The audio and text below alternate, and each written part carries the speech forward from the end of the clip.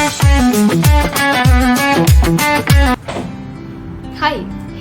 क्या आप उन स्टूडेंट्स में से एक हो जो एग्जाम के एक दिन पहले ही पूरी किताब खत्म करने का प्लान बनाता है, या फिर आप वो स्कॉलर हो जिसे लिटरेरी के बारे में सब कुछ जानना है? Then you, my friend, have just landed on the right channel. नमस्ते एंड हेलो एवरीवन, मेरा नाम है राजल देसाई और मेरी चैनल लिटरेरी एडवेंचरर्स में मैं स्वागत करती हूँ आप सभी एडवेंचरर्स का। मैं आपकी दोस्त, हेल्पर और गाइड जो आपकी एकेडमिक लाइफ को इजी और फन बनाने के लिए आई है। सो रेडी हो जाइए, क्योंकि आज मैं आपके लिए लेके आई हूँ गुजरात यूनिवर्सिटी के बीए इंग्लिश लिटरेचर सेम 1 का कंप्लीट रोड मैप। और हाल ही में मैंने बहुत सारे स्टूडेंट्स को कंफ्यूजन में देखा है सिलेबस को लेके, क्योंकि ऑनलाइन वेबसाइट पे हर जगह बहुत सारे सिलेबस अवेलेबल है।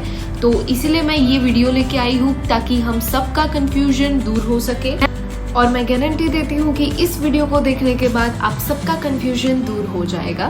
तो चलिए शुरू करते हैं, लेट्स गेट स्टार्टेड। और आई होप कि आपको ये वीडियो बहुत ही पसंद आए और हेल्पफुल रहे आपके लिए। तो मैंने जब गुजरात यूनिवर्सिटी की वेबसाइट पे जाके इंग्लिश लिटरेचर का सिलेबस देखा तो वहाँ पे मल्टीपल पीडीएफ्स अवेलेबल थी और ये बहुत ही ज़्यादा कंफ्यूजिंग था, इसलिए मैं स्पेशली ये वीडियो लेके आई हूँ।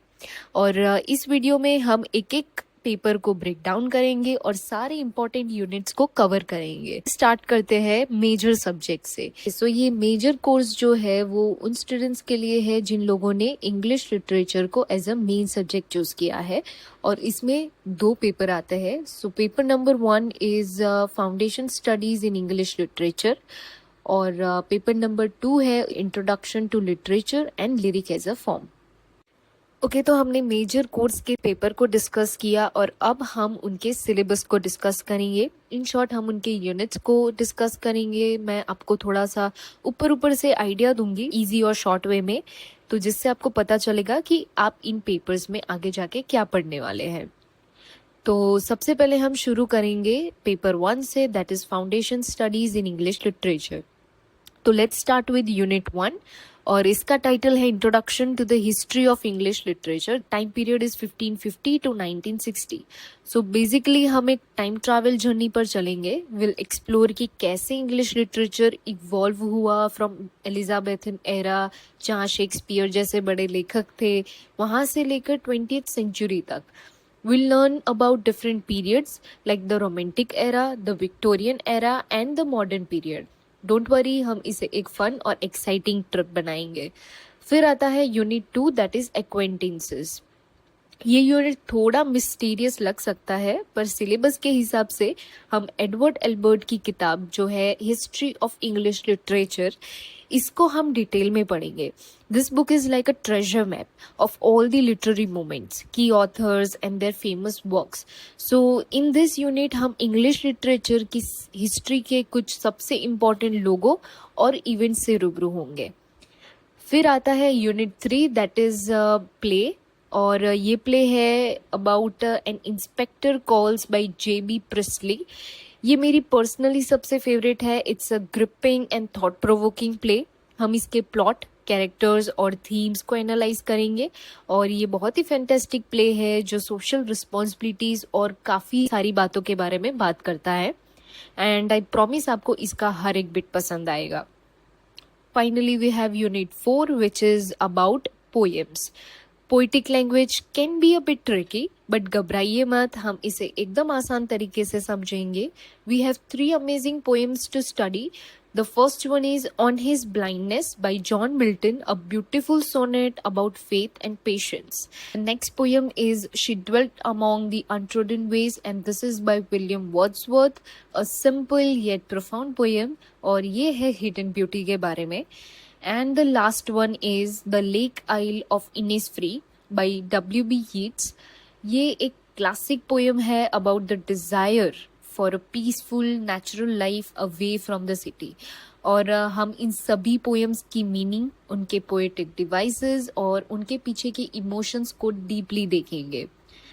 ओके, तो आगे बढ़ते हैं। That is paper 2, introduction to literature and lyric as a form. So let's start with unit 1। इसका टाइटल है meaning, definition and nature of literature. ये यूनिट बहुत ही ज़्यादा बेसिक है, पर बहुत ही ज़्यादा इम्पॉर्टेंट भी है। हियर विल अंडरस्टैंड कि लिटरेचर असली में होता क्या है, हम इसकी मीनिंग, इसकी क्वालिटीज़ और ये क्यों पढ़ना चाहिए, ये सब कुछ जानेंगे। Think of it as the foundation of your entire course. अगर फाउंडेशन स्ट्रांग होगी तो आगे का सफ़र आसान हो जाएगा। Then comes unit 2, lyric as a form. यहाँ हम एक स्पेसिफिक टाइप की पोयम यानी लिरिक के बारे में पढ़ेंगे। We will learn its definition, its characteristics and also different types like ode, sonnet and elegy. हम देखेंगे कि इन सभी फॉर्म्स में क्या डिफरेंस है और इनकी क्या पहचान है। Now comes unit 3, that is about poems. ये बहुत ही इंटरेस्टिंग यूनिट है जिसमें हम 3 अमेजिंग पोएम को एनालाइज करेंगे। सबसे पहली है रिमेम्बरेंस बाय विलियम शेक्सपियर। ये पोएम मेमोरी और फ्रेंडशिप के बारे में है। हम देखेंगे कि शेक्सपियर कैसे बीते हुए कल को याद करते हैं। फिर सेकेंड पोएम है Elegy Written in a Country Churchyard by Thomas Gray. ये एक ब्यूटीफुल पोएम है जो डेथ और कॉमन पीपल की लाइफ्स के बारे में बात करती है। फिर है third poem Ode to the Autumn by John Keats. ये पोएम ऑटम सीजन की ब्यूटी को सेलिब्रेट करती है। हम देखेंगे कि कैसे किट्स ने इस मौसम की हर एक छोटे से छोटी डिटेल को कैप्चर किया है। फिर आता है unit 4, that is literary terms. ये यूनिट एक डिक्शनरी की तरह है जो इंग्लिश लिटरेचर के बेसिक वर्ड्स को समझाती है। डोंट वरी, हम इसे बोर होने नहीं देंगे। We will learn terms like blank verse, couplet, diction, rhyme and many more.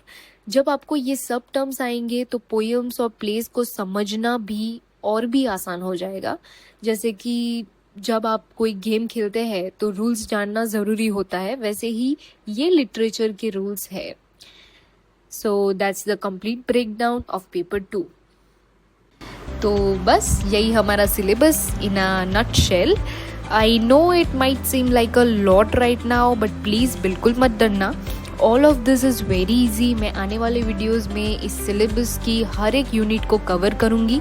We will go through each topic and I will explain them in such an easy and fun way कि आप ना सिर्फ उन्हें perfectly समझेंगे बल्कि अपने exams में भी बहुत अच्छे से मार्क्स स्कोर कर पाएंगे।